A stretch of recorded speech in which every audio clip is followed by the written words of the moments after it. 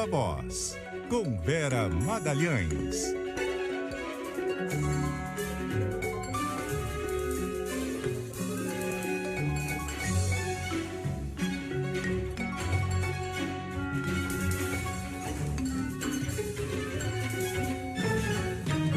Boa tarde, Vera. Oi, Nadédia, boa tarde para você, para todos os nossos ouvintes e espectadores e uma ótima semana para todos. Antes de entrar aqui no assunto do dia, acho que você já estava na linha enquanto a Raíssa Cerdeira estava lendo o repórter CBN. Olha que legal, o presidente Jair Bolsonaro mantendo as portas abertas para os Estados Unidos. Tenho certeza que os Estados Unidos estão aliviados com essa notícia, né, Vera? Nossa, eu acho que o Biden mal estava dormindo, Nadédia. Eu acho que o Afeganistão é um problema secundário para ele, perto da possibilidade de Jair Bolsonaro fechar as portas do Brasil aos Estados Unidos. Olha, sinceramente, acho que agora as coisas vão melhorar para ele lá nos Estados Unidos. Olha, é um governo cada um benevolente. Bom, assunto do dia hoje é a expectativa do manifesto guiado pela Fiesp, mas com vários outros setores produtivos, inclusive a Febraban. O governo federal não gostou nada e a reação está sendo bem intensa, né, Vera? O governo reagiu muito fortemente, inclusive com uma pressão danada sobre os vários setores signatários do manifesto, Nadédia, em várias frentes, né? Os bancos públicos, a Caixa e o Banco do Brasil, ameaçaram deixar a Febraban desfiliar os dois bancos da entidade, que é representativa dos bancos. O presidente da Câmara, Arthur Lira, foi até o presidente, ainda presidente da Fiesp, Paulo Scaff. Ele já não vai mais ser o presidente, já passou o cargo para o Josué Gomes, mas ainda está na cadeira. E foi até ele para pedir o adiamento do manifesto, e também as entidades do agro que iriam consignar o manifesto se reuniram nessa manhã e todos esses setores decidiram pelo adiamento desse manifesto, né, Dédia? O que nos coloca numa situação no mínimo inusitada. É um manifesto a favor da democracia, contra os atos autoritários, contra a crise entre os poderes, mas que vai deixar para ser divulgado depois do ato do dia 7 de setembro, que é aquele que tem sido visto como um risco potencial de maior crise entre esses poderes, inclusive com possibilidade de tumulto, de invasão de prédios públicos. É mais ou menos, eu falei lá no Twitter, como você fazer o seguinte: olha, ladrão, eu vou colocar um alarme bem reforçado aqui nessa porta, tá? Você não vai mais conseguir entrar aqui. Mas, antes disso, eu vou viajar no feriado. Eu vou deixar a porta aberta. Tem cerveja gelada na geladeira. Você entra, você faz o que você quiser, porque na volta eu vou colocar um alarme nessa porta. É inusitado, é ridículo, é nonsense. Mostra o grau de perplexidade que existe hoje no setor empresarial brasileiro, no setor financeiro com essa situação, e é uma perplexidade que vai beirando a cumplicidade, porque eles vão deixando o Bolsonaro esticar a corda, recuam quando tem uma mínima reação, e o presidente certamente não se modera. Essas declarações de hoje, as declarações que vão vir ao longo dessa semana inteira, certamente preparando o clima para esse ato do 7 de setembro, vão mostrar a esses setores que eles, de novo, estão sendo condescendentes com alguém que não tem a mínima parcimônia democrática. Ainda na metáfora da porta, sei lá se vai ter porta depois de 7 de setembro para colocar o alarme, né, Vera? Eles, ainda mais com essa nota da Fiesp, que é bem mais discreta, digamos, trata como se todos os entes tivessem a mesma responsabilidade ali na crise. É uma nota bem neutra diante desse tema.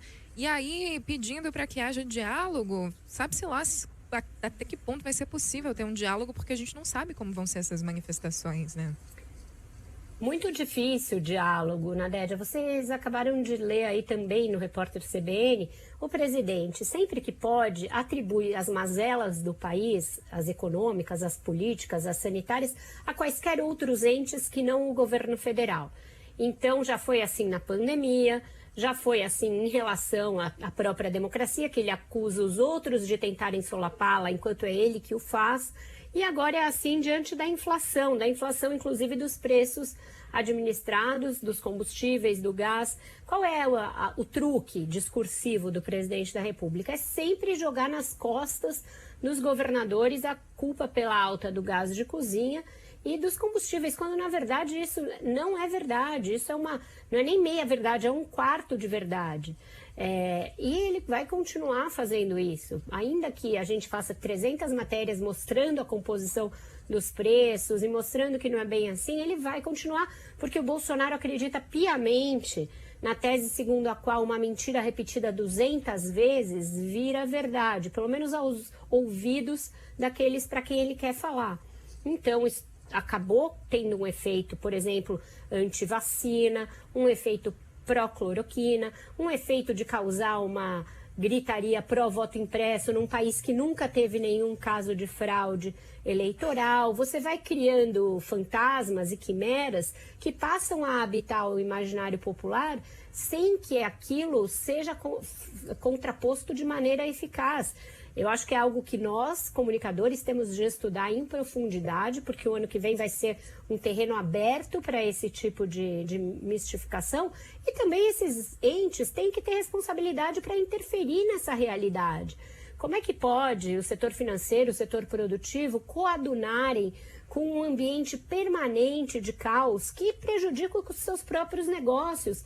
É uma coisa insana, uma coisa que não faz sentido algum. E é só porque a gente já ultrapassou muito os limites da racionalidade que é possível que essas pessoas estejam convivendo com esse estado de coisas, com a possibilidade de ter prédios públicos invadidos num feriado nacional e ficar de braços cruzados. É inacreditável, mas é isso. Você testando os limites todos os dias, sem ter alguém que te coloque um freio de verdade, acaba funcionando, acaba sendo efetivo. Agora, Vera, você acha que nesse caso específico da nota que viria da Fiesp, o governo exagerou um pouco na reação? Porque realmente os posicionamentos dos governadores, dos prefeitos que saiu hoje, pegam mais pesado do lado do governo, que é de fato quem está atacando, né, um dos poderes. Essa nota da Fiesp de outros setores parecia que estava mais tranquila, assim, em relação ao governo, né? Bem light, bem tranquila, propositalmente light e tranquila, até para poder juntar o maior número possível de entidades, esse era o objetivo, e fazer com que o Bolsonaro pusesse a mão na consciência e deixasse de insuflar os atos do dia 7, deixasse de dizer que irá pessoalmente a esses atos e discursará em 2 deles, em Brasília e em São Paulo, mas essa pressão descomunal, desmedida, que você mesma aponta, vem do fato de que este é um governo constantemente com medo de quê? De perder eleições, é a única preocupação do presidente Jair Bolsonaro. Então, quando ele vê setores que até aqui foram cúmplices, foram apoiadores do seu governo, tirando o pé e deixando entrever que podem passar a fazer oposição ao seu governo, ele se desespera e faz pressão. E faz pressão como? Usando inclusive os bancos públicos como agentes políticos. Essa manifestação dos bancos públicos de que vão sair da Febraban caso elas divulguem esse manifesto, porque será um manifesto contra o governo Bolsonaro, é fazer com que o Banco do Brasil e a Caixa Econômica Federal vistam um bonezinho Bolsonaro, Deus acima de tudo, Brasil acima de todos, e rasguem a fantasia de qualquer discurso liberal, qualquer discurso de independência dessas instituições financeiras em relação ao governo. Se fosse na época do PT, essas mesmas entidades estariam fazendo um escândalo, Nadege, um escândalo diante da ameaça da Caixa e do Banco do Brasil de romperem com a Febraban por causa de um manifesto tão light como você falou. Mas não é isso que a gente vê. É isso. Vera Magalhães, obrigada, Vera. Até amanhã. Até amanhã, querida. Um ótimo dia para vocês e vamos que vamos, semana tá só começando. É isso.